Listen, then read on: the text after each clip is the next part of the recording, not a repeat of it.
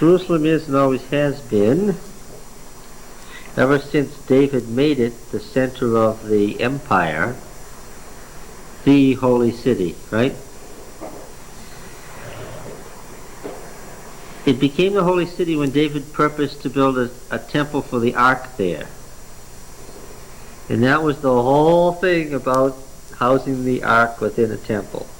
We've talked at some length about the temple theology and the Canaanite temple theology and the eternal dynasty and all that. In fact, it was David during his co-regency, according to the chronicler. His co-regency was Solomon, which was about 7 years long. Do you remember why David had to have this co-regency with Solomon?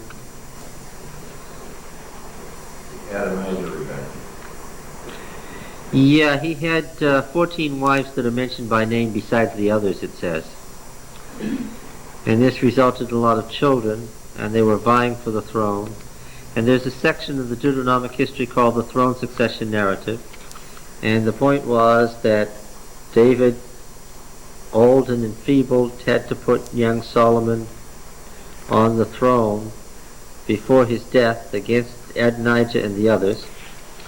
That's how the Mosaic priests lost their footing, because Abiathar supported the wrong son.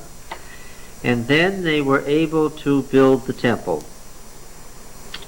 Now, what they did here was that David had built this city on a spur of a low-running mountaintop that runs north and south. And the Jebusites apparently had a high place north of the city on a higher point of this hill. And that's where David purposed to build the temple. And what they actually did was, since the temple mountain ran up to sort of a peak, you can't build a large edifice on a peak, so what they did was they built a platform. And this platform was 500 cubits square, according to Ezekiel 40. 861 feet to a side. 861 feet to a side. They built these giant blocks all the way around. They filled in. Of course, it wasn't all filled. They had some stuff underneath here. It was a big complex. Then they brought the level up so it just covered the top of that peak, and then they built the temple up there on top of it, above the city of David. Now, you remember that that temple lasted from 967 until its destruction in 586. About 400 years. Lasted about 400 years, and then it was destroyed by the Babylonians. That is to say, the city and the temple were destroyed. But the platform remained. Okay? And when Nehemiah came back and he repaired the walls of David's city of Jerusalem, what does it tell you that he was repairing the walls? What does that tell you? Oh, yes. In fact, Jeremiah tells us that people were still carrying on sacrifices 2 years after the destruction of the temple at the altar of the temple. So, there was a ruin there, but it was not gone. One of the interesting things that we're going to see when we study Zechariah and Haggai and the later chapters of Isaiah is there was terrible struggle over who was going to control the rebuilt temple. Two groups of people wanted to run the temple. Got any suggestions about who these two groups might have been?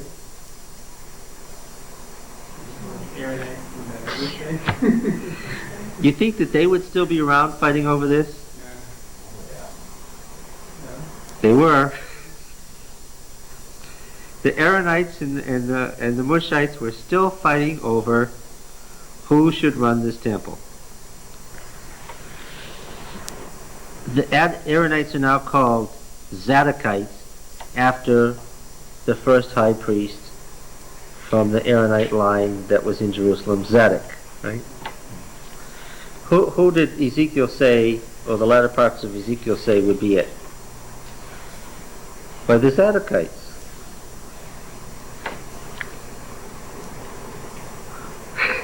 Take a guess now. Who do you think the book of Isaiah supports?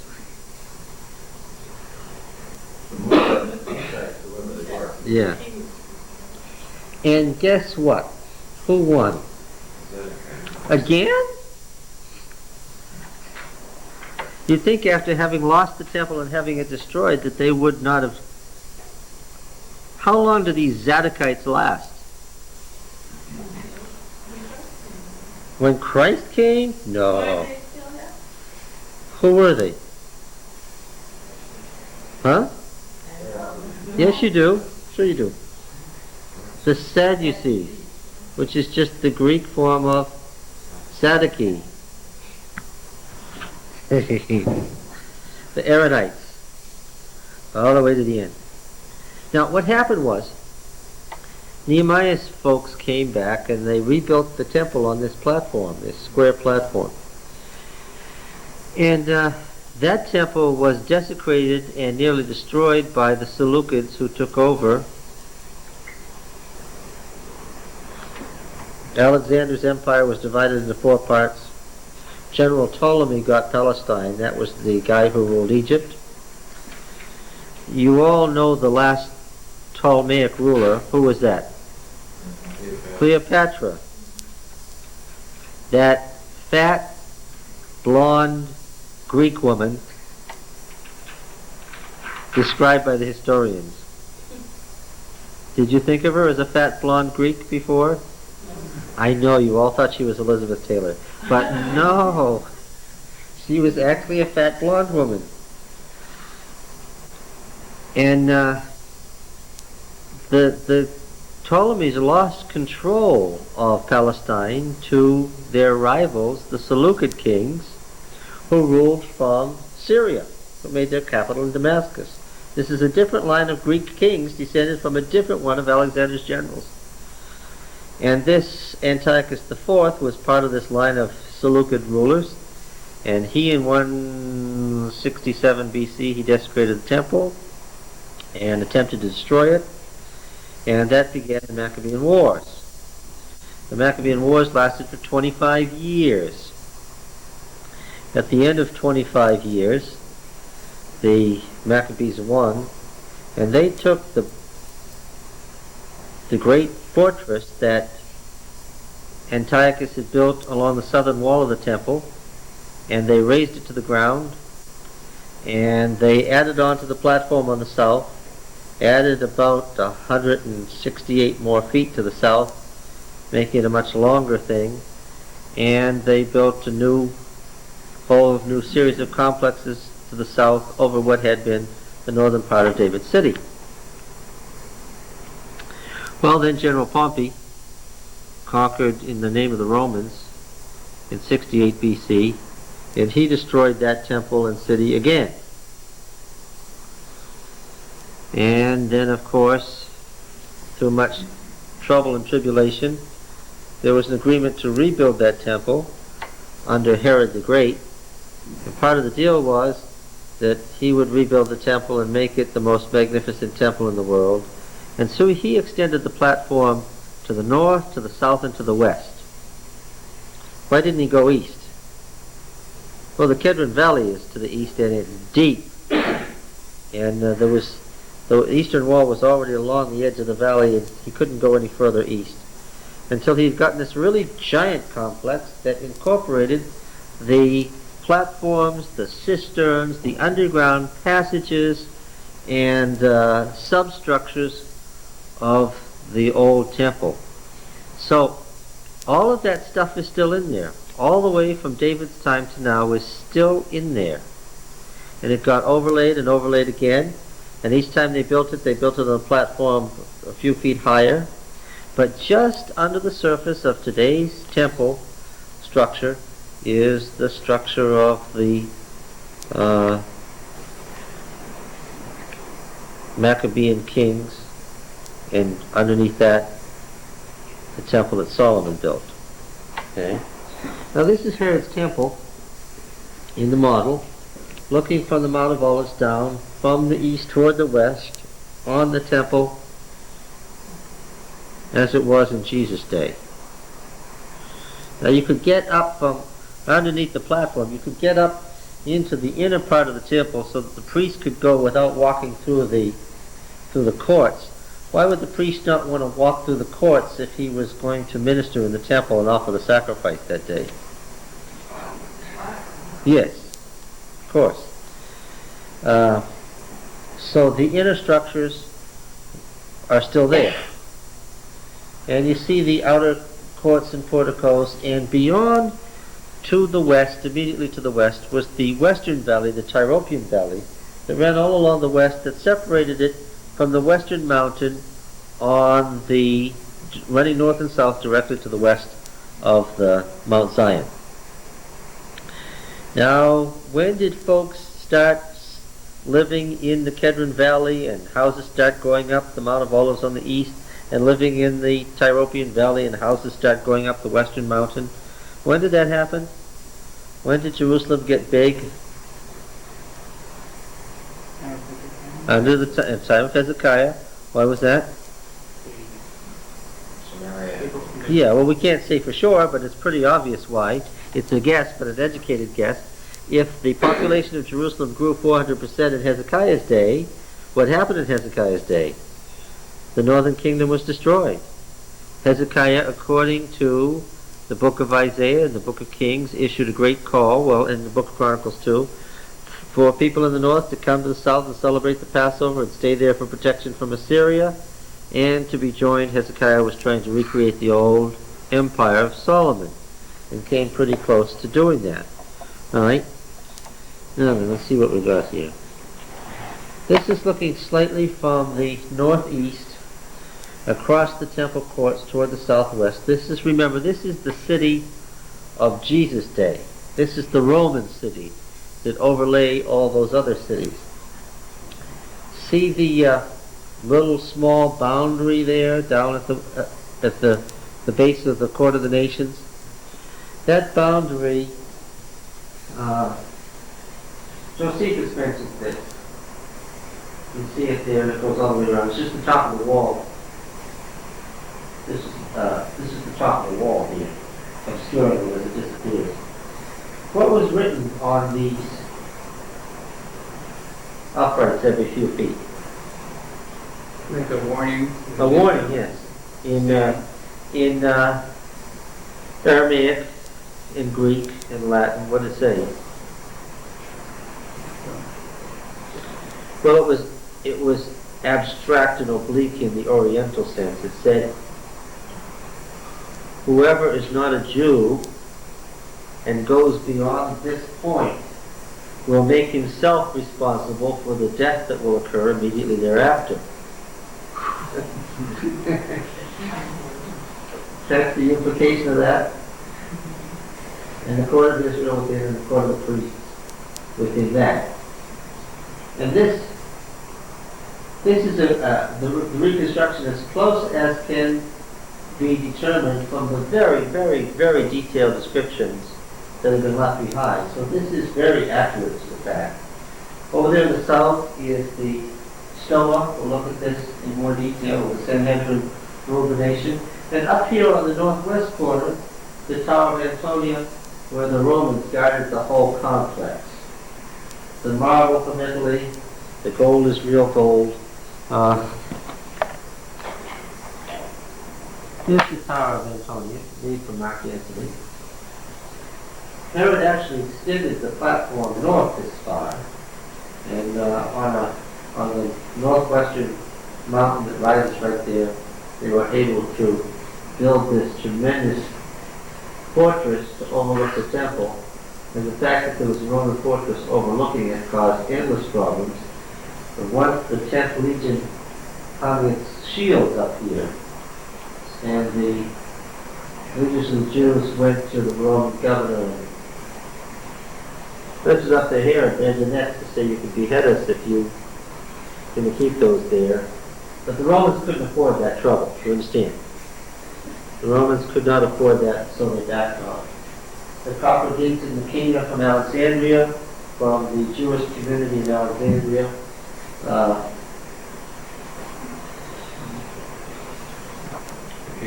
Yes. If you said the Romans couldn't afford that trouble, just curious, can you explain why Yes. Yes. why they took Austria ahead? Yeah. I'd be glad to explain that. A lot of people in the room could answer that question. What was the reason? This wasn't just any temple.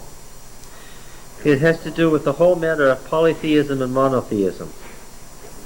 Judaism was hated because it was exclusive. It excluded other religions. That's why it was hated. The other religions were all scattered all over the world, worshiping local gods, which were just the forces of nature.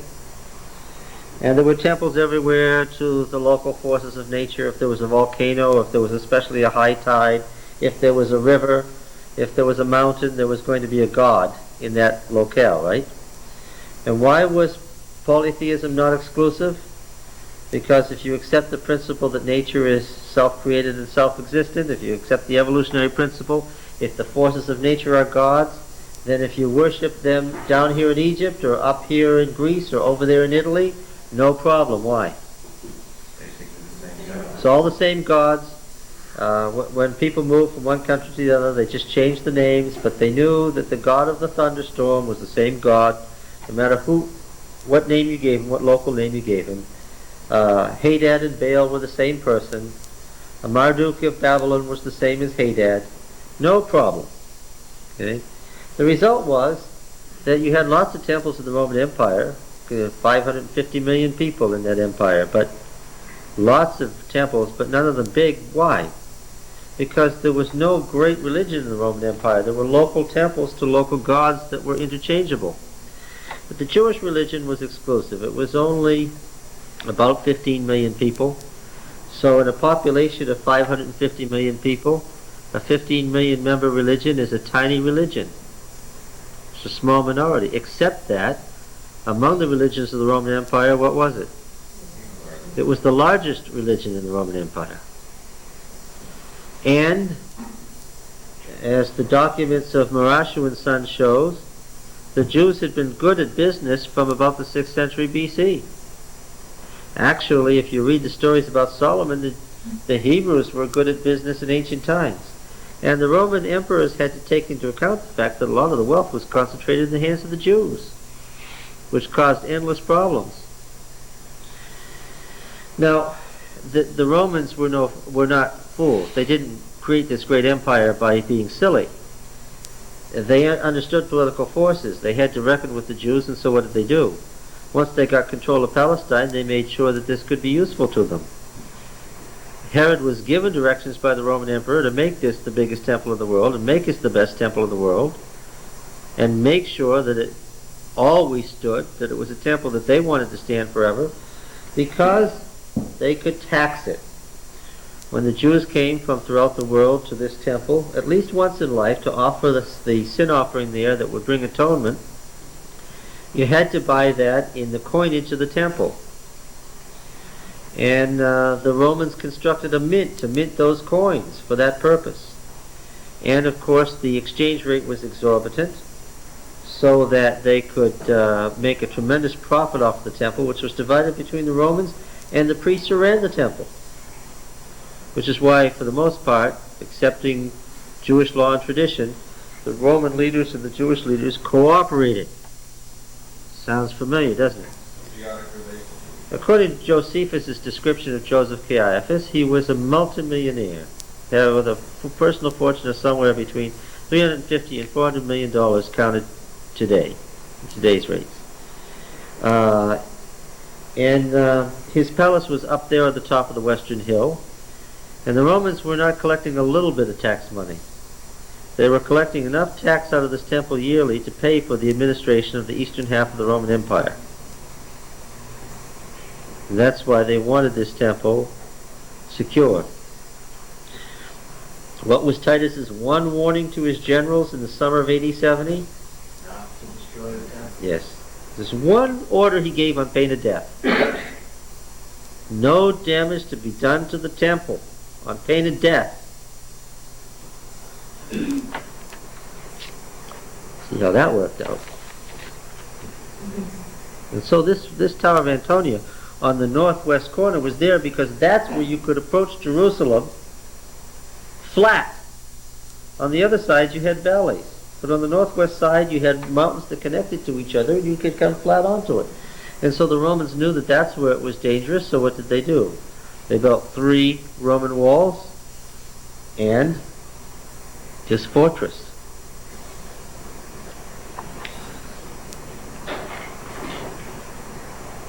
All right.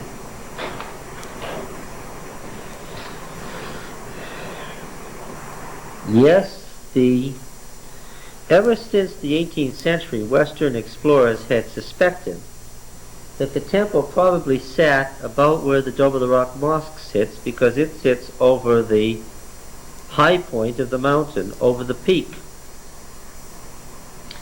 And most recent studies and excavations show that that's exactly where the temple sat, right on that spot.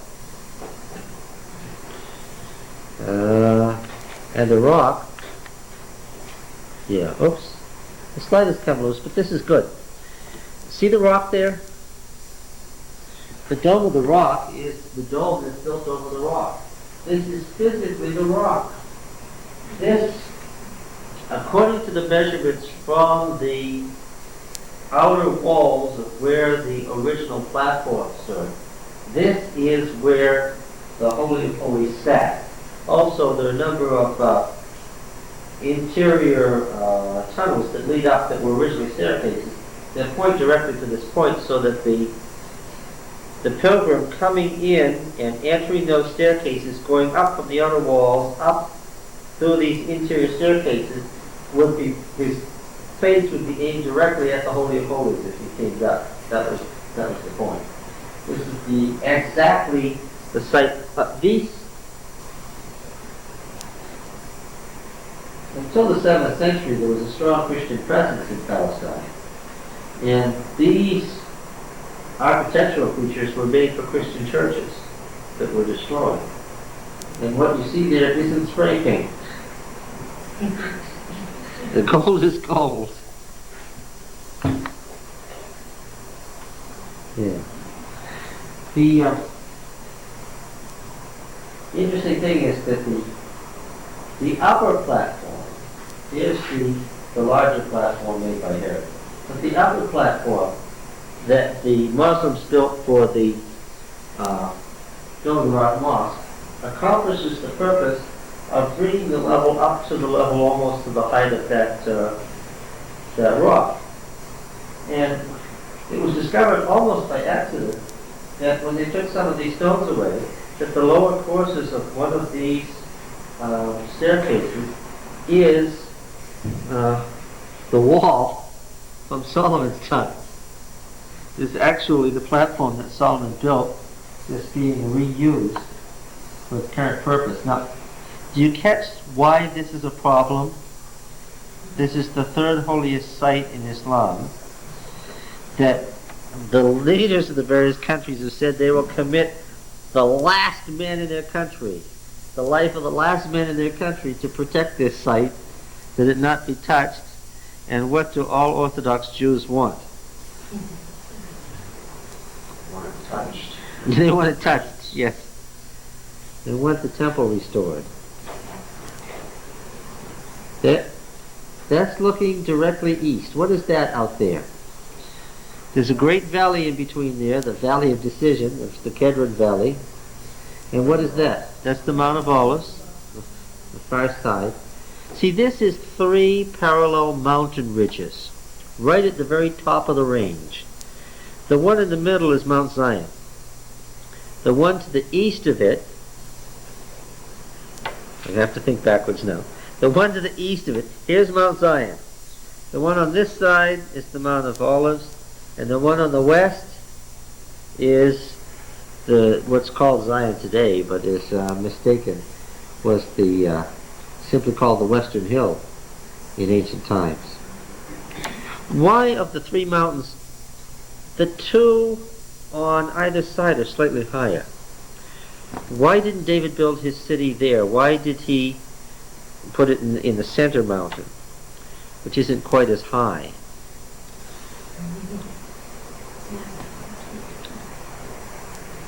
Well, of course, he built his city over the Jebusite city, which he conquered.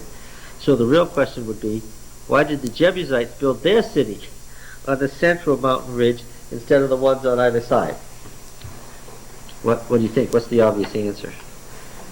The ones on either side you can look out. They were used as lookouts, in fact. They were, in fact, used as lookouts. They were also used as high points to mark where the new moon and Sabbath began. But that isn't the reason. And they do, in fact, have the quality in the winter of making the central hill warmer, because it does snow up there, and the wind isn't pronounced in Mount Zion, because the other two ridges protect it. But that's not the answer either. And they occupied groves on those. Well, yeah, they did have groves until they expanded the city on both sides. What's the primary concern in the ancient world? Water and defense. Water and defense. And it happens that this is one of the few places at the very top of this mountain range where there are springs. And the springs happen to be where? On the central ridge. Not on the eastern one, not on the western one, but on the one in the middle. Which made the one in the middle what? Just right. There's also another point, of course, and that is that this central mountain ridge, as it moves south, comes to a point, and the others continue on, forming the Tyropian Valley on one side, the Kedron Valley on the other side, and then they come together, and what are they at the bottom? Where they join together like a wishbone. The valleys at the bottom is the Valley of Gehenna. Oh, you know that one, where the city dump was. Why did that make this ridge also more valuable than the other two? Because since the valleys came together like a wishbone and continued on down, that meant that this central ridge came to a point, the bottom, which made for what? Good defense. It meant that this had natural protection on 3 sides. Yeah.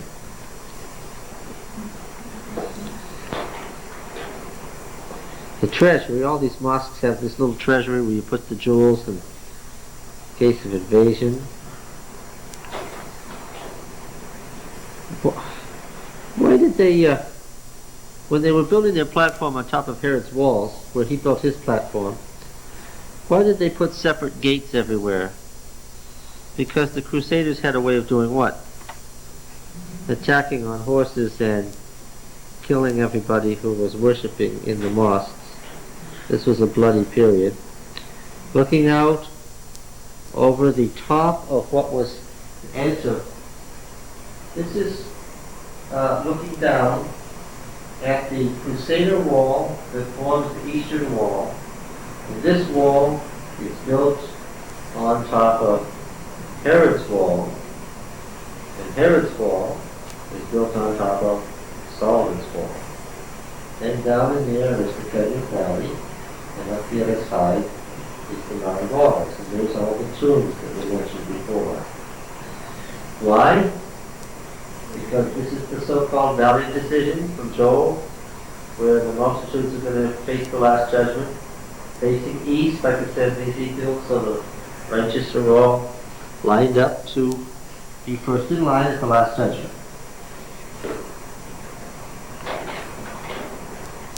This is looking north.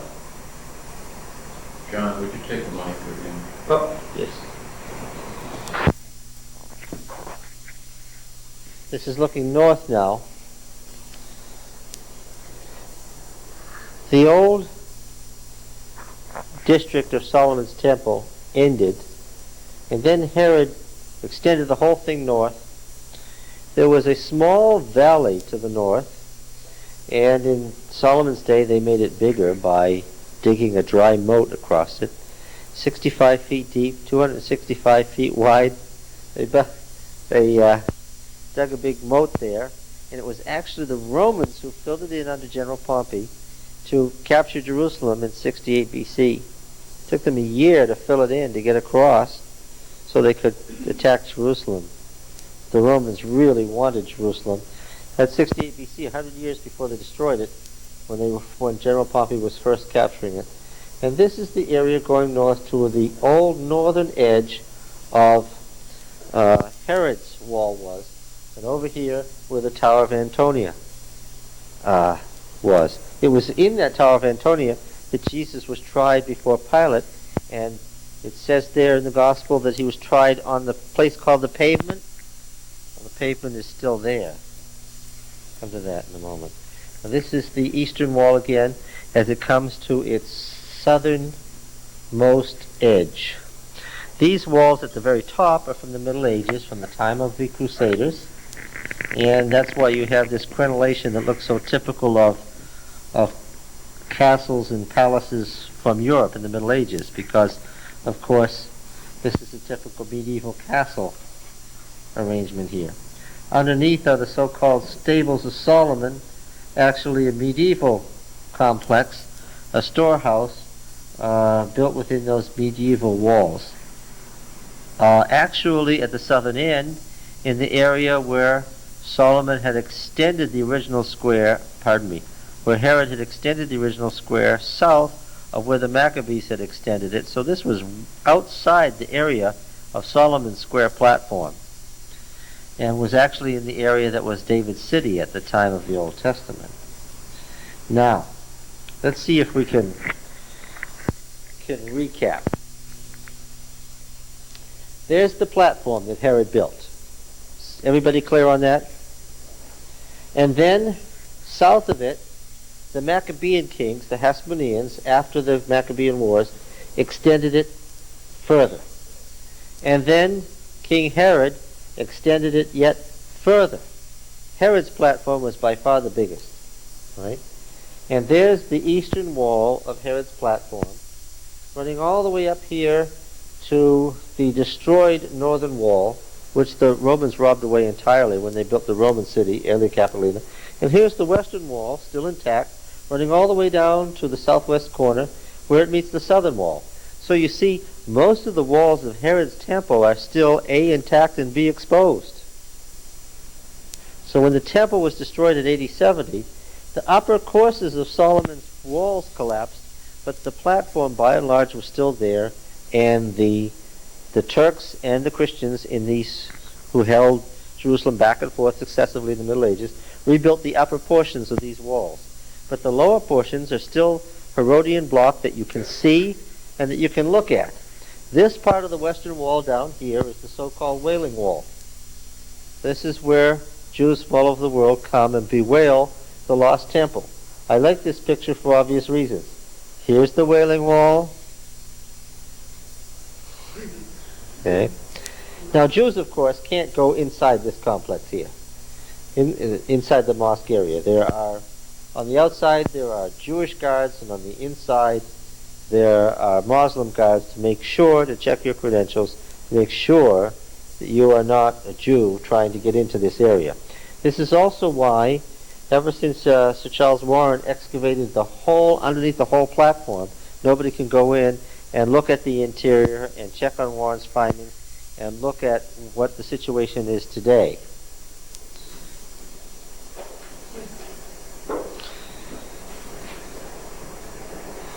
There it is. For a small amount of money you can get a prayer shawl and say your prayer there and leave your prayer in the Solomonic wall here, the Herodian wall. And these are actually older blocks that have been rebuilt in the Middle Ages from the original material. It's Orthodox, so the women and the men are separated. Very typical. When did the Jews come back into possession of this? 1967.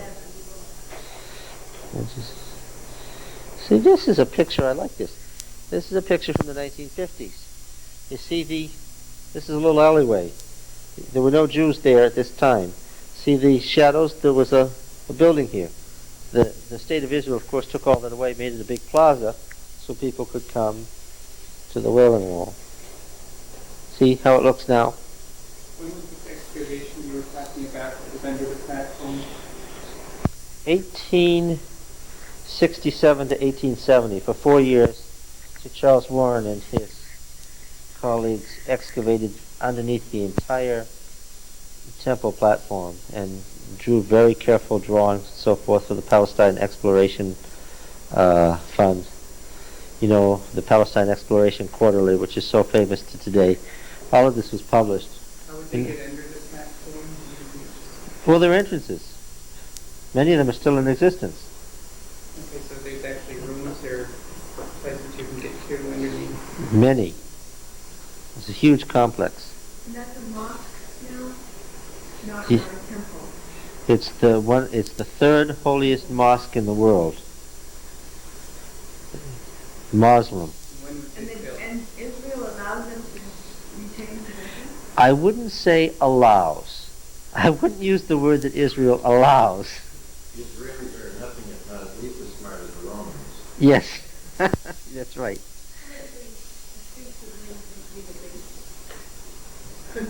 As much as Israeli archaeologists would like to map the subterranean area of the temple, which is all that's left of the temple, not once since 1967, to my knowledge, has any Israeli ever attempted to cross that line. That's the one way to start a holy war that would really be trouble. A Jew did get in there and try to set off a bomb. An Orthodox Jew about a year ago. It was a real disaster, and the state of Israel apologized immediately. The man died, but they would have executed him, you can be sure. So, you and I wouldn't go in there either because we're not Muslims. No, Be allowed. no, you could, yeah, I took those pictures. You can, but they're from outside. Oh, you mean under the platform? So inside to the temple. You can go into the mosque. I took those pictures. Yeah, as long as you're not a Jew. But not underneath it. Not underneath it, because it's within the sacred precincts, and there's some areas there where some were actually buried, and so it's not only is it the sacred precincts, it's also a burial ground. Was there any excavation going around? All over the Temple Mount. We're going to look at some of it. I mean, really, subterranean platform. Not inside the platform. Can't be. This is an important slide, too. The Hippodrome. If there had been a Ben-Hur,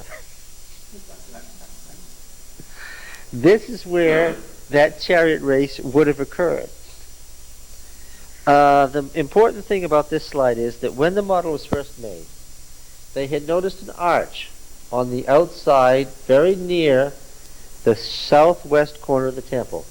Here's the western valley, over here's the eastern valley. This is the area that was the city of David in Old Testament times. This is Mount Zion, okay? This is the western hill. Just south of the temple, the Romans built this big circus. How do you think the Jewish leaders felt about having a circus south of the temple? This isn't what was really here. There was a giant platform. This is where the money changers were. It was thought that Robinson's Arch here was where the bridge that Josephus described led to the upper city. Actually, Wilson's Arch up further was the bridge to the upper city. This turned out not at all to be a bridge to the upper city, but a staircase that led down this way and joined the street that ran along the western side of the temple, and it turned up here to the great staircase that led up to this huge platform by the double and triple gates up here, where the actual money changing went on, and where this is where Jesus would have kicked over the tables, not inside the temple complex proper, but here. So this, of course, was an error and was taken away later. All right. This is where you always hear about this famous statement that Josephus made. The lower city was on fire, and the fire went down the hill, and what put it out? When it got down here to the aqueduct in the lower city in the Tyropian Valley, what put it out? The blood flowing out of the temple.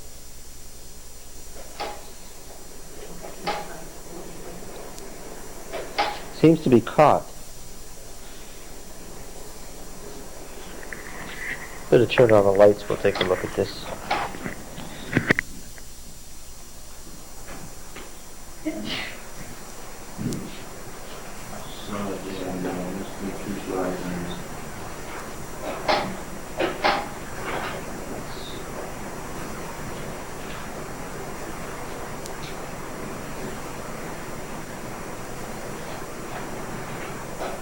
Maybe we should take this slide out.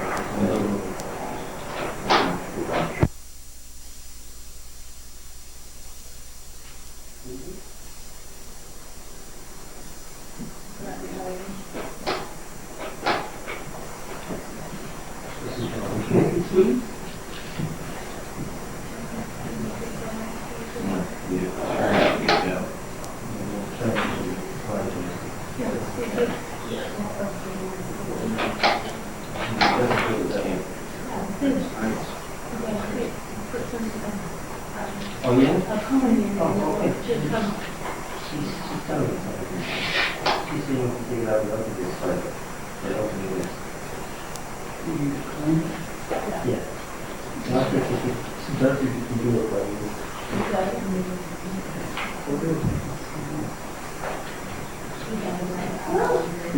I did.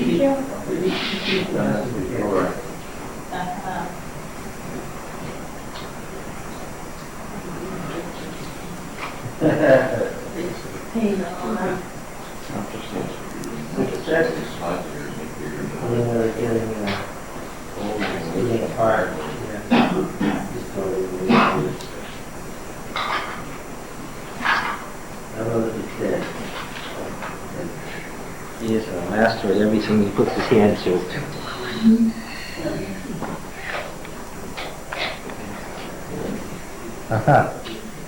Yes. Now, up to that point, you were all deadly quiet. It's either because this is terribly interesting or you've all fallen asleep. You see what happened here? Pete, can you see this?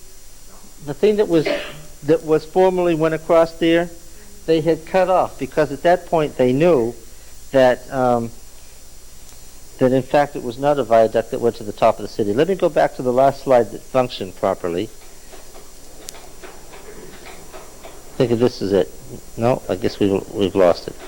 Okay, let me show you where the Wailing Wall is on here. The Wailing Wall is right in this area here. Up fairly high. How did it get up so high? Well, of course, what happened to all this upper stuff here over the passage of time? It all fell down. There was debris in there, and some of it was reused to build the medieval walls, but there's a lot of debris in here. Okay, this is the southwest corner of the temple, related to a story you know. 190 feet from the city street there to the top here. This is the point at which the priest went and he blew the shofar to indicate the beginning and ending of the Sabbath and the new moons and the festivals, right? This is, when you heard the ram's horn on Friday night, what'd you know? Sabbath's begun.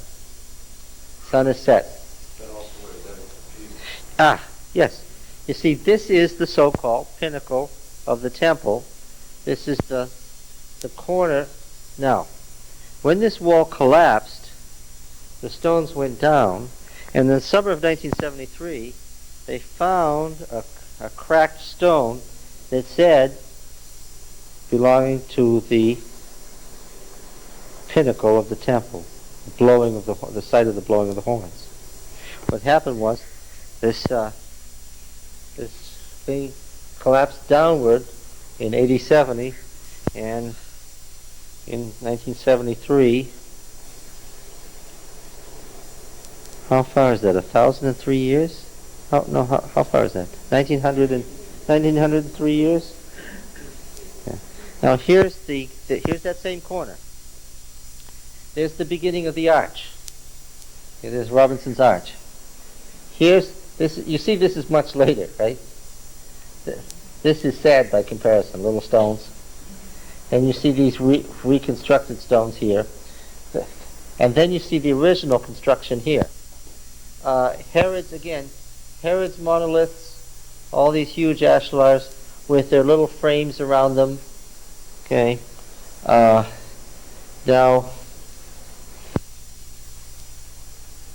see the people there? Down there in the prior week,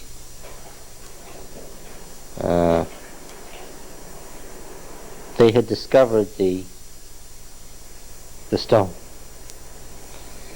Now look, see, there's the arch, the beginning of the arch. This is Old Testament Zion. Helen of Adibene's palace here. The really important people were living up here on the western hill, right at the crown of the hill. The high priest's palace, Herod's palace, and so forth were up there. There's the Stoa of the Sanhedrin, the gates facing south. This, of course, was a great plaza at the time. All right. Now, there's the beginning of the arch.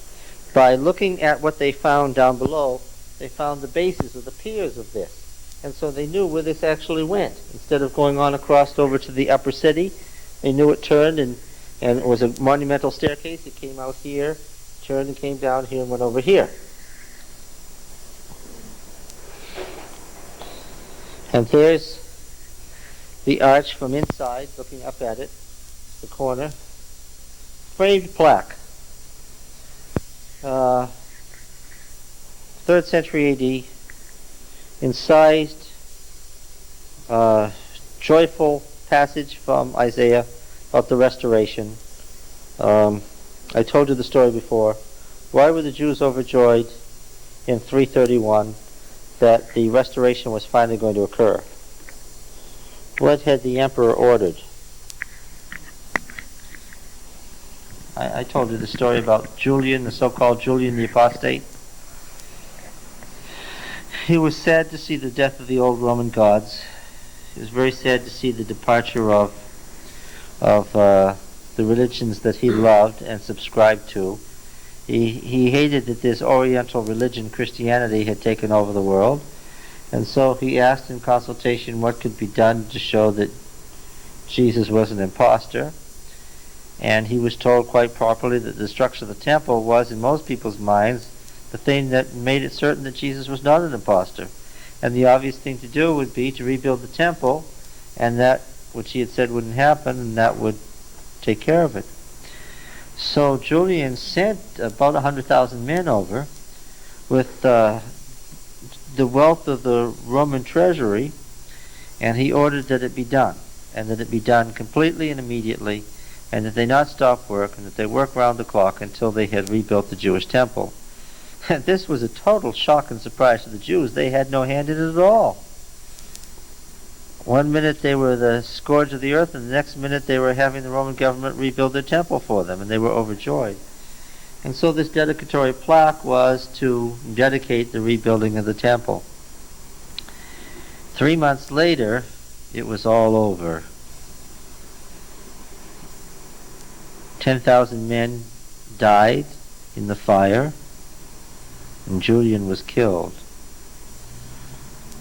What happened? Well, nobody knows, except that the whole top of the mountain exploded and more than 10,000 people were killed in the explosion. Probably what happened is that the Romans opened those complexes under the temple, and the explosion occurred at night. They were since he had ordered round-the-clock work, they were probably working by the light of fires and torches, and they opened those underground complexes, and what happened? Gas probably exploded. In any case, what effect did it have? Julian said, make it so. He sent all these men over there. 10 weeks later, there was a tremendous explosion. More than 10,000 people were killed. And Julian himself was dead within 3 months. What effect did it have? He was the last non-Christian emperor of the Roman world. Yeah, for obvious reasons. And that plaque then turned out to be an ironic commentary on the whole event. How the temple didn't get rebuilt. They just made a sketch just based on their work that summer. He was very kind. This stuff wasn't even published yet. Should never have been given out, but he was willing to give it to me. Here is what they now knew was going on with Herod's temple. The double and triple gates that led up. See how far it is? 240 feet from here to here. And if they had actually gone up, they would have come out right up here somewhere. Why? Because this actually led down an alley underneath to the old steps that led up from the wall when it used to be way up here on the extension of the Maccabean kings. Okay? And they were just using the old staircases, but they'd gone down so much further that they had to extend way in to go up. The double and triple gates, the big plaza where you met, brought your sacrifice and so forth. The sacrifice was prepared for you and taken on in. Here's where Robinson's Arch actually led. Down, down, and down into there. Here's the street that ran along the western side of the temple with Wilson's and Barclay's entrance. And these things don't run straight up. They ran up and they turned sideways because they fronted up against the old Maccabean wall, and they're still visible, so you can see the outside of the Maccabean wall in here, about 60 feet in. And here's the bridge to the upper city that connected the temple complex to the upper city. Now, the question, of course, then is, as they were digging down here, if they found the pinnacle of the temple here, see the priest? There he is blowing his horn right there. So, the question then comes, is there any of this street left, or is there any of this stuff left here? What do you think?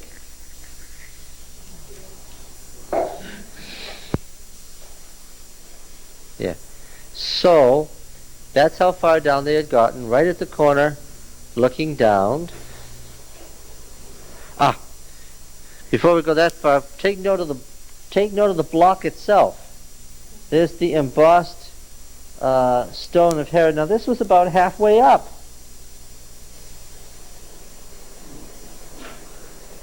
The stone is 90 feet long.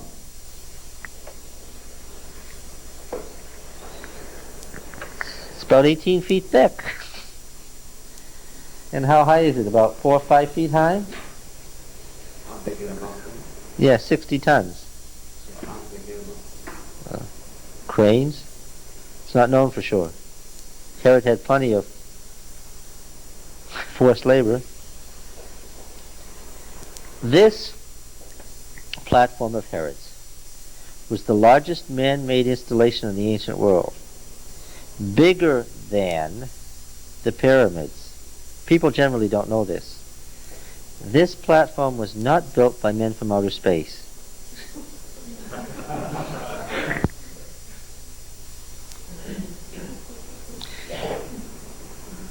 Yes, I suppose it's important to know. The Temple of Yahweh was the biggest thing in the ancient world, not the pyramids.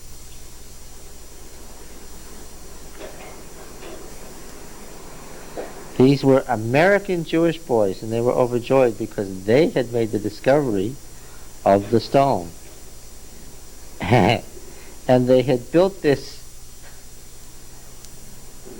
wooden walkway over it because they didn't want something falling on top of it. Look, if it's still intact after 1903 years, you don't want it to break apart while you're excavating. It was about, this single piece that was still intact was about 10 feet long. And it was broken off. So it was a big thing. They brought machinery in to move it.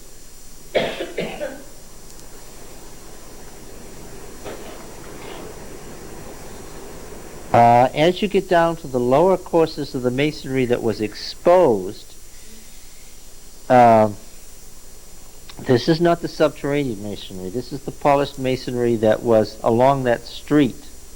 And what do you see? What can you tell by looking at it? This is the outer wall of the temple that ran along the street, the west Western Street. What do you see? Evidence of what? What's all that blackening? Fire.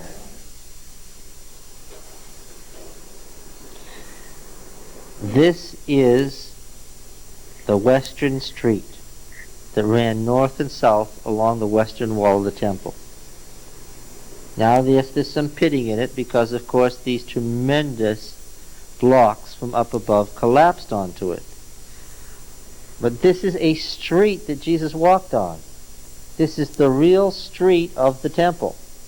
It's not a model or anything. This is the real thing.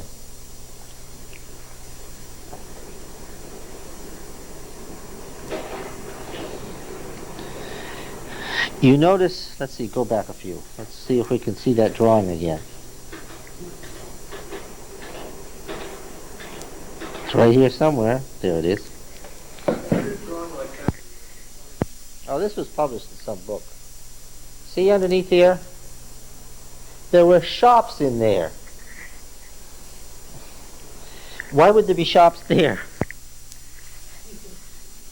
You do get the picture of the temple as the biggest tourist attraction in the ancient world, right? Wouldn't you be a lucky guy to have a falafel stand underneath? What? Carved olive wood. What? T-shirts that said Jerusalem on them? In Aramaic? No, you couldn't put a dove on it. That would be a what? That'd be a picture. You couldn't put a picture on it. That's why Jewish writing got so ornate. Because that's all they could draw. And I'm just wondering, I haven't noticed any handicapped access roads. The crippled were all around the temple, but where were they not? Had you been able to break away sooner and come to these, you would have known, because you would have read the laws of Leviticus through it. There are brave people in this room who read every law of Leviticus.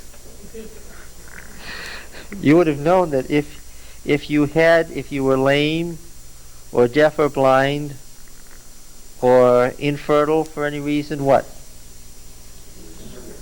You couldn't approach the tabernacle. And we already know that according to P, the tabernacle, by its dimension, size, and purpose, was what? The direct wilderness forerunner of this temple. Not the temple in, one word gets filled in there and only one. Not the temple in, what town? Not the temple in, no. The sanctuary in the wilderness was the forerunner of the temple in Jerusalem. Not the temple in, no. What was the rival temple to Jerusalem? Bethel. Yeah. I knew you knew that. You just were testing to see if I knew it, that's all.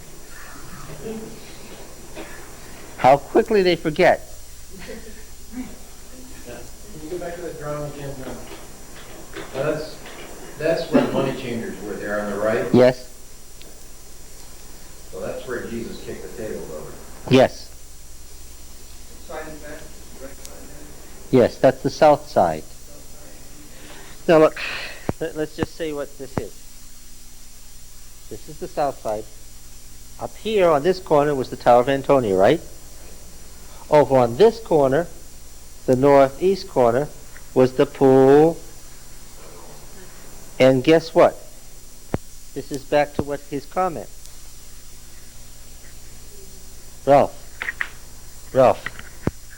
They couldn't be in the temple, but they clustered around it. When the water table changed in the spring, the water moved. And you can imagine legends would grow up around this place, right? Religious legends would grow up around it. What was the legend? That an angel came and stirred the water, and the first person who jumped in would get healed. And I suppose it was like Lourdes. And a lot of disease is psychological, and probably some people who plunged in were healed. But this one person, there wasn't going to be any psychological. He was one case of supreme wretchedness. And what did Jesus do? This was a Sabbath. John 5. What did he do? He said, arise, take up your bed. Everything would have been okay if he said arise and walk, but Jesus was being very deliberate. He was asking for the trouble that ensued. What did he say? Take up your bed and walk. Yes. Now, the poor folks lived on the south side of the city, as they do everywhere. Why is South Miami and South Chicago and the South Bronx, the south side of Worcester? The Romans thought the south side of cities were to be the elegant side, but in cities controlled by the Romans they were. But it seems that the south side of cities has a rough... Look, if you were up at the northwest corner of the temple, and you were excited, and you were rushing home, what would you do? You'd run upstairs from the pool complex, through the courts of the temple, and down the other stairs home. Right?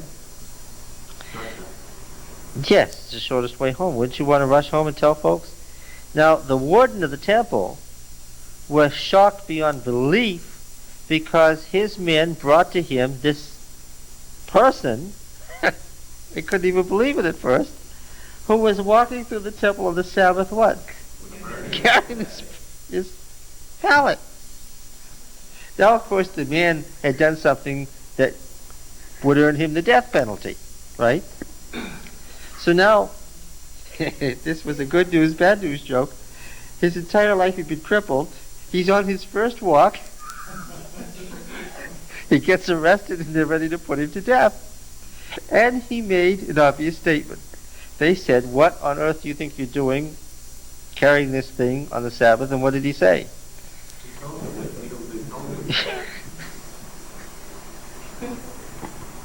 So they began to question him.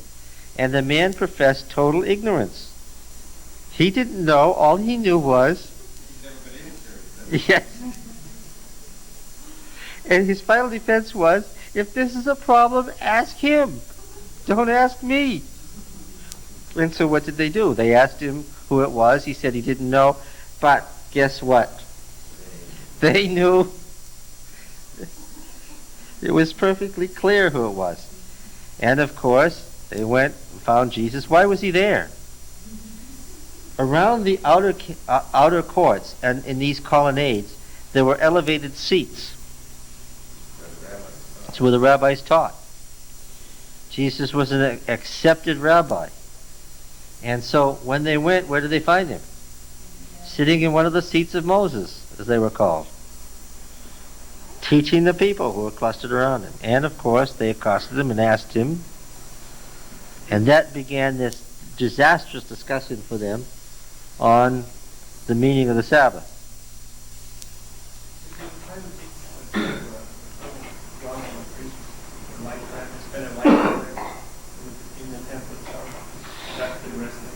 No, they didn't live in the temple, but they lived on the Western Hill.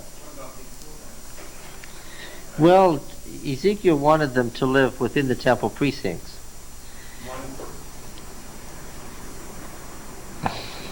Ezekiel was, Is that a hole into an underground room? well, underneath the shop. This is a staircase into one of those shops in those colonnades underneath the staircase. There's a hole there. Yeah, it's just, there's a downstairs in these places. Do you see the front doors?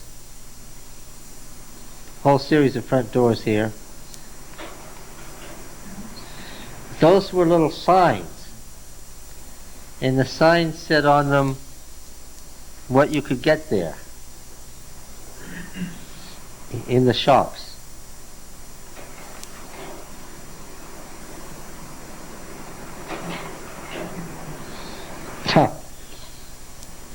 They also found in the middle of the excavations, up on the hill there, some tombs from the 7th century BC, from the time of Judah. They found all the typical things that would be buried with somebody. It was quite a cache of stuff in these Judean tombs.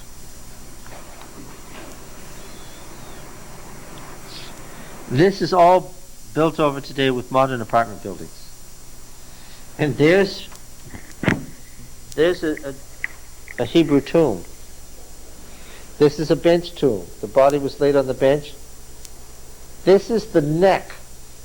This is the neck of the tomb that goes out to the surface. What was it called? Nephesh. Neck, which is also translated what? Nephesh is breath, soul. There's the soul right there. If you want to know where the idea of soul comes from.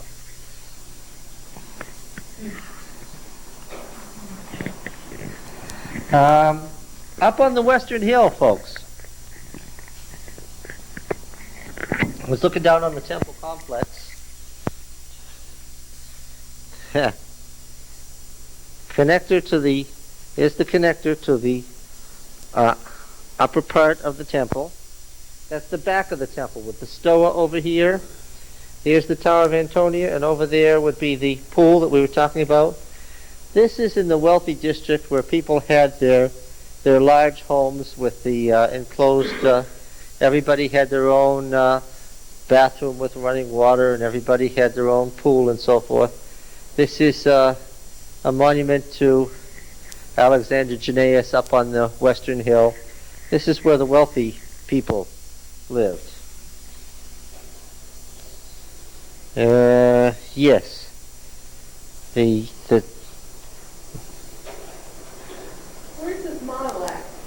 In Jerusalem, on the western side of Jerusalem. Oh yes. And coming down here from the Western Hill, looking at the Tyropian Valley as it comes down and rounds to a point, as the Old Testament city of David, on which people were still living. There's the Hippodrome up close. You can see the wall leading to the upper city over there in the background. Queen Helena's home. Now, this is the southern wall looking from the Mount of Olives, and there's the excavation as they were excavating down on the city of David. Here is the hill. You see the hill? Here are Kathleen Kenyon's excavations on the side of the hill of the Old Testament Zion, looking at the various Jebusite and successive Israelite city walls, or Judean city walls, along the lower part of the hill. This whole hill here is the area, and in fact, because Herod extended it, it went up further. Probably David and Solomon's palace was right in this area. Because, of course, the palace was connected to the temple, or vice versa. The southern wall in the model, not correct. The southern wall, as they were beginning to excavate the great open plaza area, that's actually the wall looking down from above, looking down at the wall. You have to get out quite a way to get that. Proud of that picture. The stoa. The double and triple gates, which, while all of this is much later masonry, you can see that this masonry down here is Herodian. So these gates that were used here are gates that were there from the time of Herod. Those are the lower courses are the gates that led into the temple. And this is the area of the plaza with the baths and so forth that were underneath it.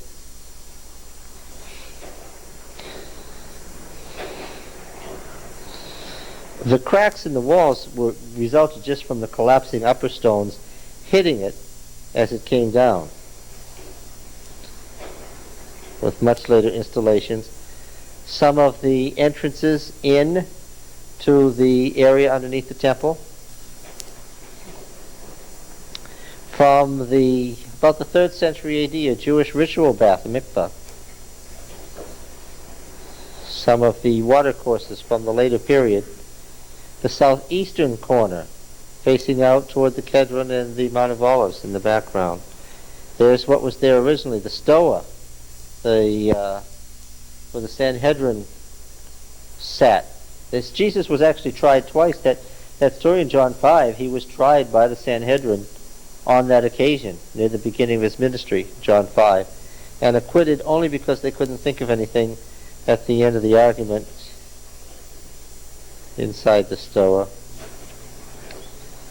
Looking up at the Tower of Antonia in the northwest from the southeast corner. The south side of the temple complex. The join there, and the tower, the fortress Antonia itself, with the open area inside.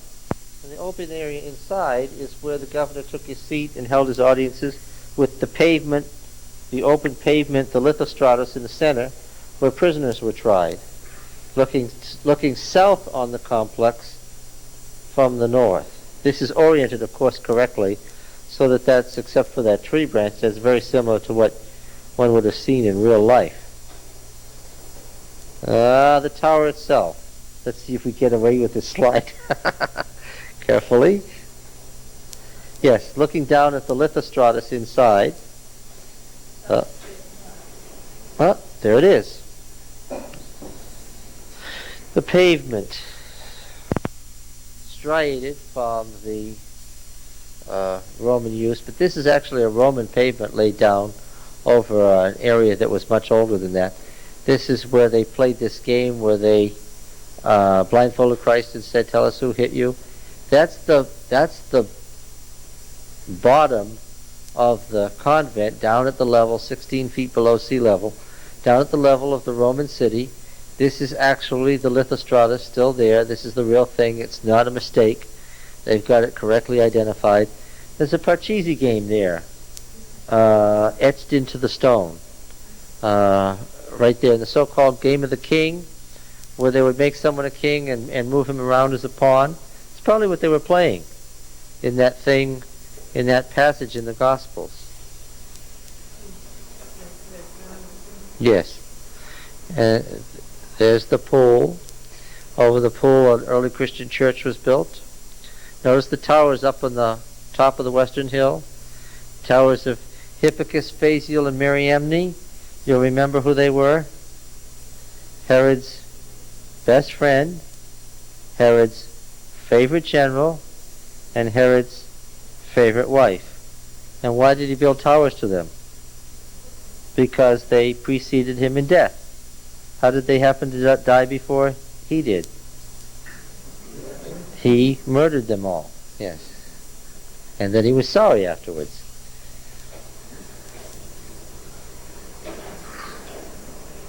The site of the pool, the excavations of the site where the pool was. We're talking now about the angel stirring the waters in the northwest corner, and the cistern way down at the bottom still has some water in it. Dank, foul-smelling, with green stuff growing on the top of it. It looked like no angel had stirred it in a long time. Now see how far down you are here? This is the apse of a Christian church that was built over the site. The cistern is down below that. It was in a valley. You see, the reason that Herod put the temple exactly where he did was that there was a valley that connected the Tyropoeon Valley to the Kedron Valley on the north side. Almost. There was one little spur of land, and that's where they dug this big dry moat. So that there was no connection between the temple and the north side either, so that on all four sides it dropped off into valleys.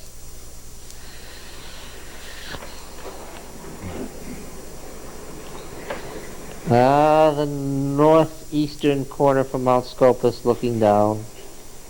And, from the western hill, looking down on the city from the towers, up there, at the top.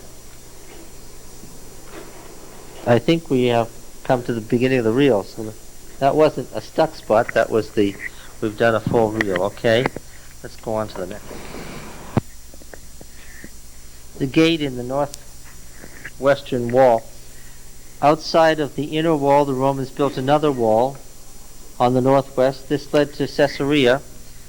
Why did they build another wall? Because they knew that the city was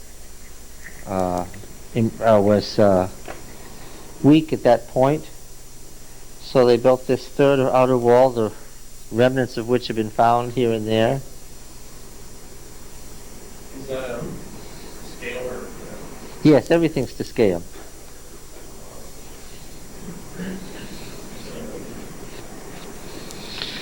When Paul left to go to Caesarea, this is the way he would have gone out by night from the northwest part of the city, headed north and west over to the coast to Caesarea. In the upper district, we looked at this monument to Alexander earlier. Looking down, this was a tanner's house. This is an interesting one. This individual had a palace that was very symmetrical. This is one wing over here, the matching wing over there, and the reflecting pools and so forth. Whose house was this? Inside a specially heavily guarded area with the towers right at the edge. Whose house was this? This was Herod's residence in the city. This was his Jerusalem palace. Who lived next door? The high priest. So why is that true that most of the were supposed to be born in the West? I don't know.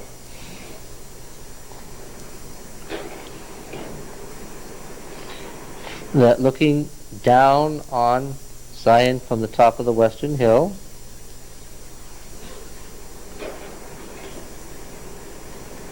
no. This is south of the city, looking up from the Kedron Valley. There you see the southern wall, which is the southern wall of Herod. Of course, the southern wall of the Hasmoneans or Maccabees would have been further north, and the southern wall of Solomon's Temple further north than that. So the temple complex kept creeping south. But this is Old Testament Jerusalem, right? Or at least Old Testament Jerusalem is in there in the debris. Looking from the Mount of Olives over at this little falafel and soda stand, get some picture of the Old Testament city. You see how high it is? And when you start up down here, people are always going up and down in Jerusalem because, of course, it's on the side of a hill. As you go up, you see the debris that Kathleen Kenyon excavated. Here's the old Jebusite wall from the 18th century BC. There's the old wall with the wall from the time of David and the Judean kings on top of it. This is the very ancient wall with the Hebrew kings on top of that. So this area in here, above here, was the part that was inside the city wall. This terracing is much later and has nothing to do with this story. Now, of course there were houses here outside the city wall, but when trouble came, as it frequently did, you'd want to be from here up, inside, right? Now the problem is that the spring is down here, right down here. It's outside the city wall. So of course they covered it over, built it over and so forth, so that folks wouldn't know where it was. Folks like the Assyrians, the Babylonians, the Syrians, whoever happened to be invading at the moment. If the water's out here, way down at the bottom, which is indefensible, you understand you can't defend an area down here, then what did they do about getting water inside the city? Well, yeah, the spring is here, so they tunneled back into the hill, and then they had up. How did David take the Jebusite city in the first place?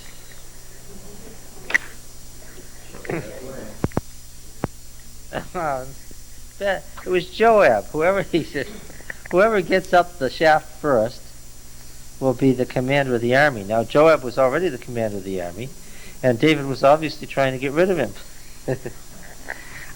I don't know who got up first, but I know who Joab said got up first, and who was that?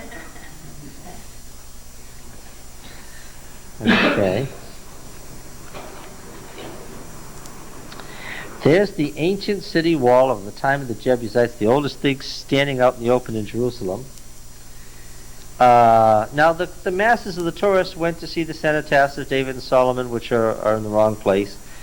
and they went to see the Garden Tomb, which isn't really the Garden Tomb, and Golgotha, which isn't really Golgotha, but they went to see the tourist stuff, okay? But this, which is the real stuff, was in weeds. I thought that was great. Here are the ruins of the houses from the time of Jeremiah. These are the houses that were destroyed in 586 BC. There are actually walls here, and they're typical three-room houses from that time. There's a tower, the base of a tower right there in the wall. The Judean outer wall of the city right there with houses clinging right to it. Again, looking back from the other side to refresh your memory, these successive walls are up here, and the spring is down here. Now, of course, the spring, as you know, Hezekiah's city had moved across the valley and up the western hill. So Hezekiah had a much bigger city to defend, and he had to get the water somewhere central. Having it over here on Zion didn't really help, because he had not only this hill to worry about, he had that valley over there. You see, this is the top of the hill right here. This is the top of the hill. Then there's the Tyropian Valley on the other side, and the higher western hill over there. Do you get it? You understand that a lens flattens these distances out? There are two hills there, one higher than the other with a big valley in between. Hezekiah had a problem. He had people living over there and over here, and here was the water. So what did he do? Yeah, he moved the water through underneath Old Testament Zion to the far side, to a more central location. And how did he do that? Well, he set people to work from one side and from the other, not close together. They made an S curve. We do not know how they did it. We only know that they came together, and each one had to curve, and they found each other nearly in the middle after more than a mile of digging. How exactly they did it is unclear. They left a notation behind, stating what day and saying how they had hurt each other's pickaxes, and they were only 3 or 4 feet off. If they just gone straight ahead, they would have hit anyway.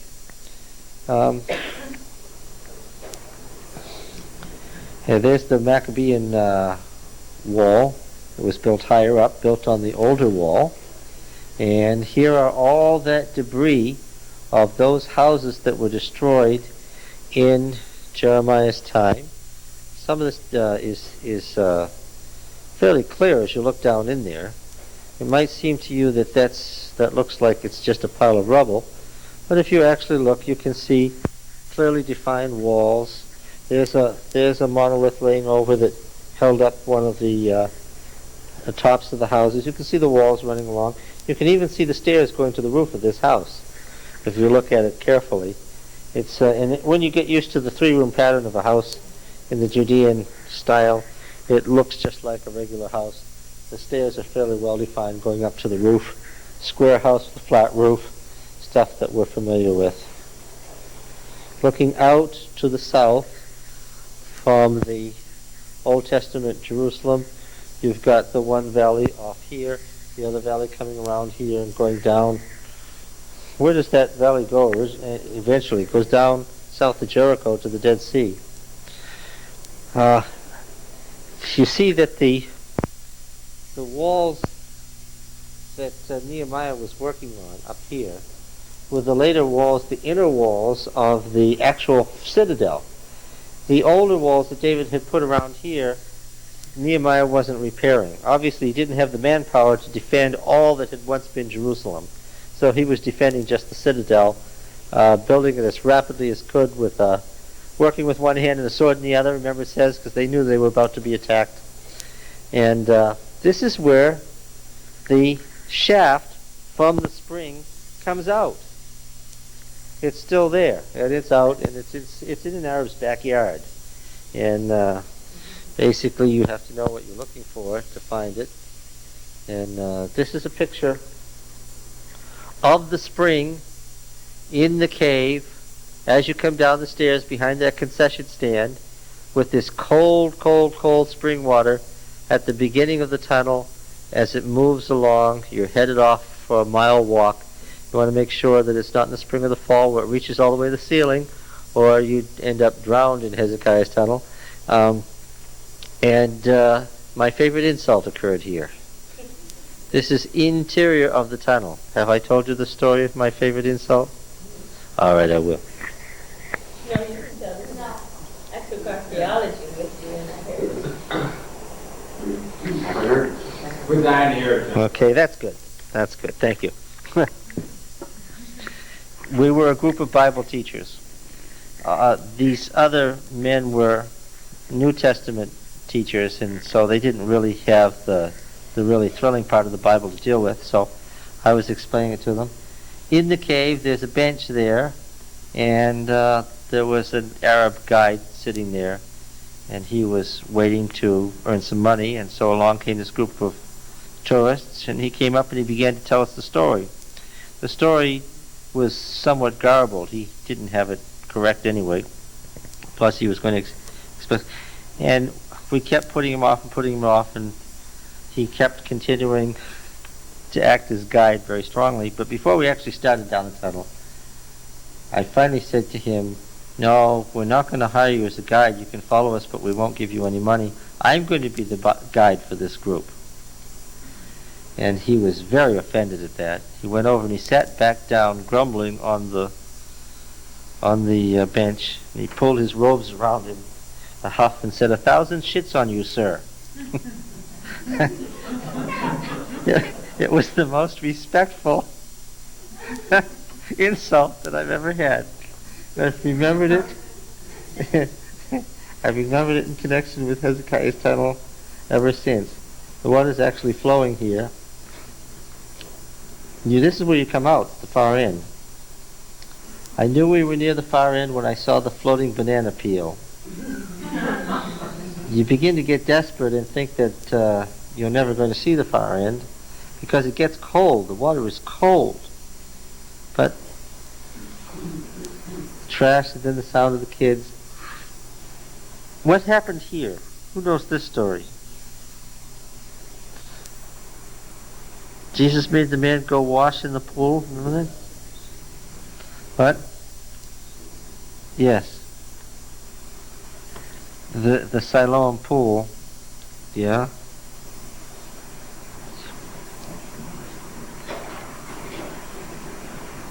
Ah. As you walk up to this pool, on the side here is some rock cutaway, and this is very interesting. The pool had been brought down the east side before Solomon ever did this thing inside.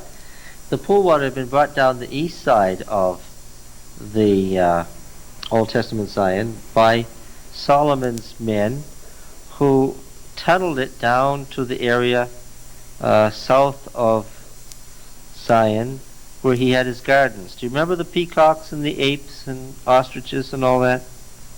Solomon's zoo and his gardens and his park. Remember that's mentioned in the Old Testament? That was in this area here. And what you're actually looking at is the water course that was once cut over. Straight down through there. This is actually an excavation of King Solomon.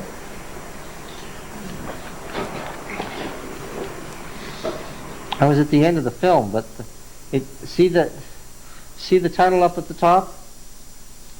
There's still water trickling down in it, and it was watering this Arab's garden. I didn't stop to change film because I was getting pelted with stones. I made the best of it. This thing has a central thing, and then there's a number of things that come out off the side. For about half a mile there's this tunnel with the water system of Solomon still very, very clear and visible. It's been excavated and dated. This is the real thing. This one is plugged up and has a little garbage in it, as you can see.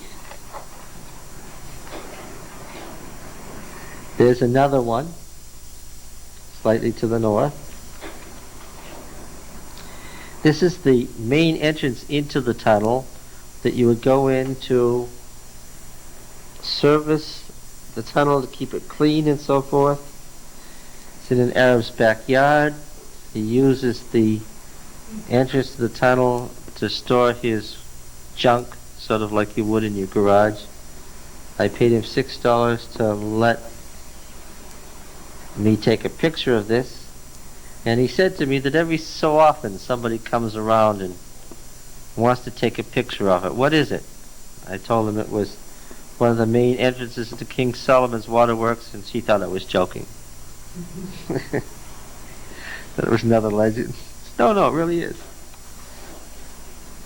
There's the area down to the south. This is where Adonijah was crowned by the Enrogel spring. The water's still flowing. That's water there. It don't look like it. It's interesting that Solomon's waterworks still has water flowing through it, even though there's a lot of trash. When was that? 1000 BC? Well, after 30 centuries, things have a way of getting filled with trash. I don't think that they thought that 30 centuries later there'd still be water running through it. This is all that's left of the hewn bedrock stairs that went from the lower part of the Old Testament city of Jerusalem to the upper part. It's just a few little sections that you can see where the stairs were. This was the main staircase up.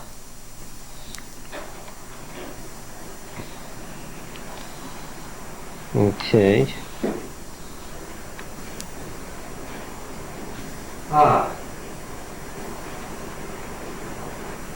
This is one of the largest cisterns in the Old Testament city of Jerusalem.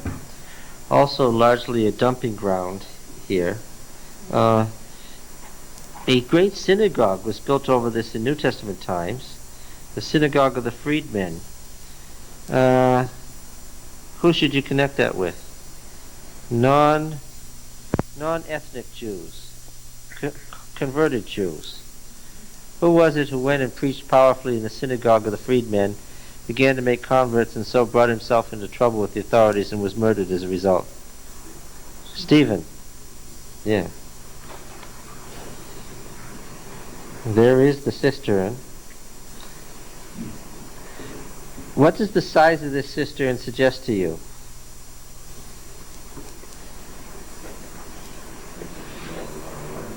Yes, so what would it be for? Siege towers. Yeah. Would you think this was somebody's private house, or do you think this was for... Yeah. This is just south of the area of the palaces of Judah, of the kings of Judah, and this may have been where the fortress, the great armory of the forest of the house of Lebanon that's mentioned in the Old Testament was.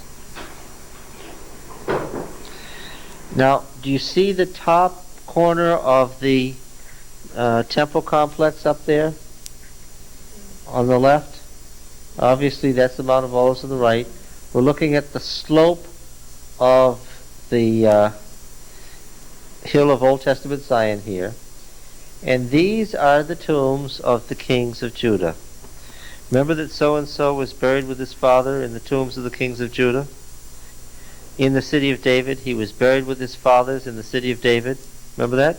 So, of course, that's on Old Testament Zion, this hill, this ridge. And here it was. Now, this has been robbed away probably by the Romans in the 1st century, who were building their new city, Aelia Capitolina, and were quarrying. But can you tell that these two things that appear to be tunnels were once very long? These are the two tombs, matching tombs of the kings of Judah. Now, probably originally, the one on the right was made for King David by himself. It was just David's tomb. And the one on the left was made for King Solomon. There is a cut in the floor about 10 feet square for the sarcophagus to sit in. The sarcophagus isn't there now. Why? Plundered, yes. Who took the bones of the kings of Judah? Church. No.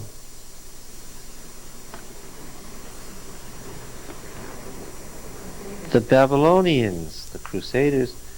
I guess we haven't read far enough in the Old Testament yet. Yeah. So, what happened was, they had these two tombs, and as there were more and more kings, what did they do? They just buried them all along in here. And when they ran out of room, they dug a lower level. Okay. Was there a neck associated with these tombs as well? No, this isn't a bench tomb. This is the kind of tomb where separate sarcophagi, where you were laid out because you were important. You were laid out separately. So each king had a stone casket. When they ran out of room, they dug a lower level, and they left the upper level with what was apparently a wooden floor. Do you see the places on either side where the floor was set in? Yeah.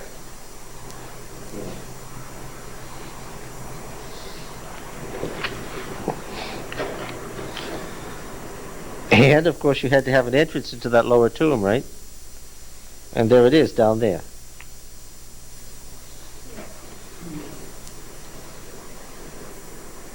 It's from the inside looking out.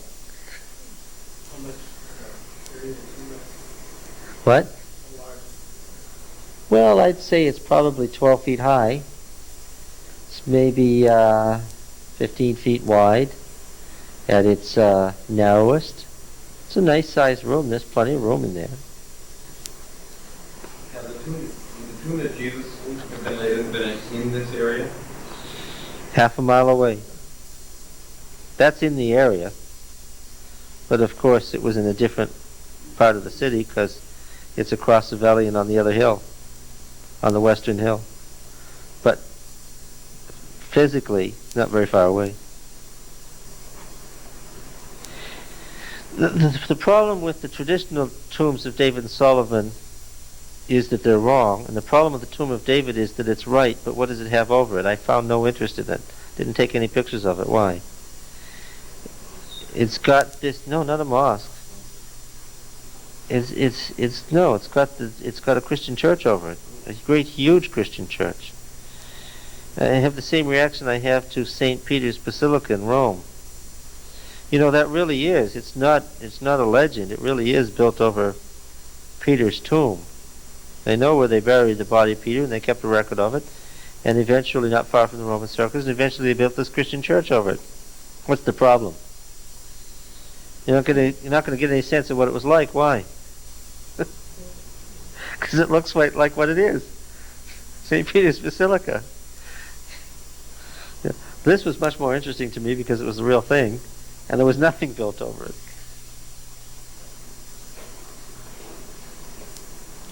I overexposed it so you could see the back.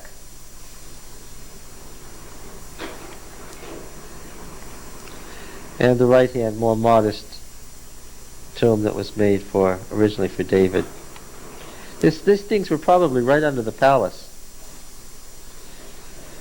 Here's Nehemiah's wall, the wall of the fortress, on the much higher level of the city.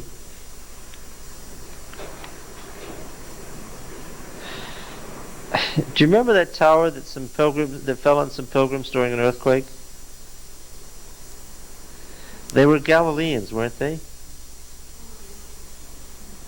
At least one person in here knows what I'm talking about. What was the question? They asked Jesus is that what it was? It was in the context of that question that Jesus said, no, that death and disaster happens to everyone. It has nothing to do with that. That everybody's going to die, and the important question is what's going to happen eternally. And Jesus used as an example those Galilean pilgrims who came that the tower fell on. That's the base of the tower. She was talking about an actual event from an earthquake earlier. Again, the slope of Mount Zion going down into the Kedron Valley. This is about halfway up in what was Old Testament Jerusalem. Oh, the city walls at night. Yes, the Crusader walls are pretty at night. What is this, the Damascus Gate? Haha, what is this? Yeah. It's probably about right. It does go from the site of the Tower of Antonia out to the outer gate. So it's about right. It's just well above the level of the city in Jesus' day. Where Christ carried the cross. Yes.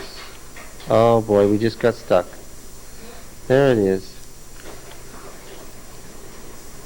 Aha, the outer gate. This is the base. That Herodian masonry is the base of one of those towers. The Tower of Hippicus. This is up on the top of the western hill. One of Herod's friends here that he martyred. Yes. It's called the Tower of David in modern parlance, but that's not what it is. And see the Herodian masonry? This is right up there by this is the outer wall of Herod's palace. Remember that the towers were joined right to the palace? This is it up there on the western hill. Count Moses Montefiore, a 19th century wealthy British lord who was a Zionist, started building Jewish settlements and settling Jews and working the land, and he built this windmill, and I thought the whole thing was charming. It's right there on the western hill. Early Zionism.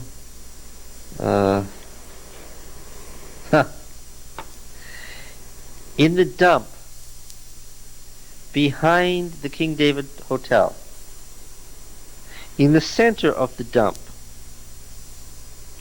a dump that you have to walk down a dead-end street, and it says dump. I mean, that's how you know where you're going. You're looking for this place. You go up past the King David Hotel a couple of blocks. You look for this thing off of King David Street that says dump. You follow your nose to the dump. You come to the dump, and there you find Herod the Great's tomb. He's buried in the dump, not by accident. So you see, the Jews have had the last word on this business with Herod. He slaughtered a lot of Jews for hating him, but in the end, yes, a rolling stone tomb, of course, like that of Jesus, because, of course, the rolling stone tombs were the tombs of the wealthy. And after Herod died, he was buried in his family tomb here in Jerusalem, in the dump.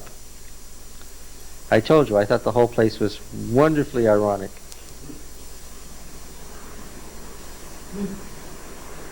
What is that? That's the Knesset. In the western suburbs of Jerusalem. Do you know what the Knesset is? The parliament building of the state of Israel. From the university.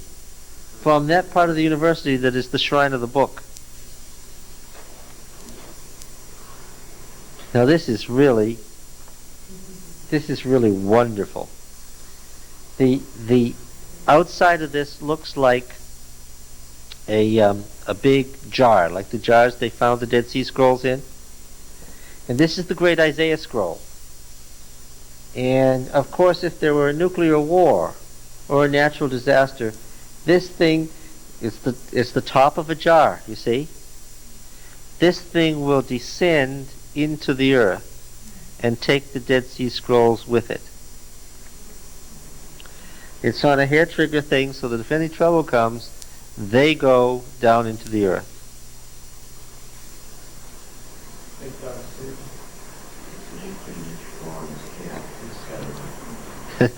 Yes.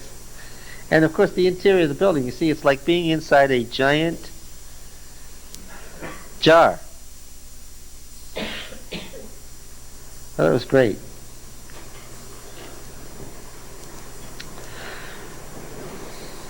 One Q Isaiah A. Yes, you can read it. It's classic square Hebrew script. It's very clear. It's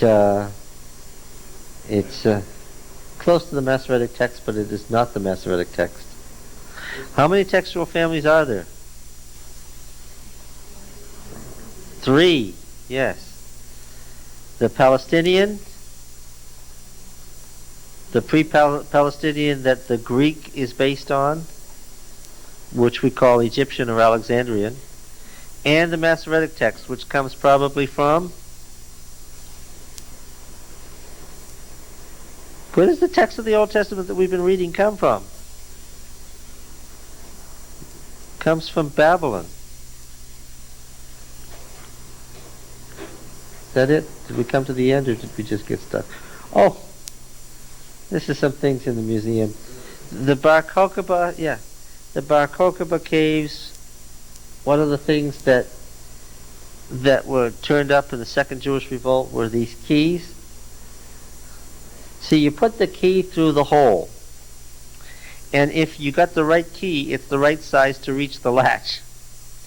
Any key of a different size won't reach the latch and open the door.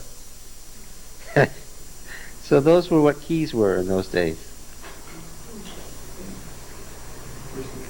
The folks who left this stuff behind in the Bar Kokhba caves died in those caves, down facing the Dead Sea.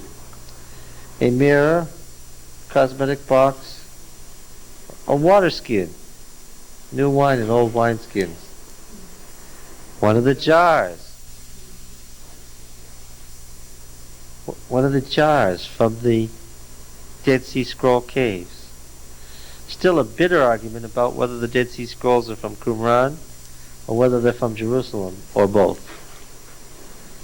Oh, we don't need that. There are the caves themselves. Where is this place? No, it's not in Jordan. Well, it was in Jordan when they were discovered, but after the 6-Day War, it's what? It's in Israel. This is 30 miles south of Jericho. Several miles back from the Dead Sea. You can see it there. Ein Feshka, the wadi here where the water runs through, is just below these cliffs. I think probably everybody in the world knows the story of the little Bedouin boy who threw a rock in the cave to see if his sheep had wandered in, and instead of hearing it thud, he heard something break because he had hit one of the jars. And he went in to see, and this all happened in 1946, and thus was born the saga of the Dead Sea Scrolls. And of course the great Essene scriptorium and the 1,200 graves and the whole history of the 400-year history of the Essene sect and all of that, hotly debated, and all the caves up behind revealed. And here is the central complex, that is the Dead Sea looking south. Here's the central complex where they made, well, this was their common house, their mother house. This is where they made everything. People living all around in huts, in tents, in caves. One of the 3 great sects of Judaism. That sect, by the way, which had been protected by Herod and was known in the Gospels as the Herodians. And Jesus said what? Beware of the leaven of the Herodians. Certain of the Herodians came to question him, it said. They were always against Jesus. Why? Yeah, well, yes. And who was their candidate for Messiah? Who did they believe was the Messiah? They were a Messianic sect. Who did they believe was the Messiah? Who was their man? Well, Herod was their protector, and that's what's so ironic about the story, as it's contained in the Gospels. He was their protector until they produced a Messiah. Who was their Messiah? Yes, John the Baptist. There was a man sent from God. His name was John. He bore witness to the light. He was not the light. He admitted he was not the light, but he bore witness to the light. That's what that's all about. That's all an argument with the Essenes about whether or not John the Baptist, their man, who came, who apparently was raised in this community, this was a community of priests, anti-Jerusalem priesthood, whether or not he was the true Messiah.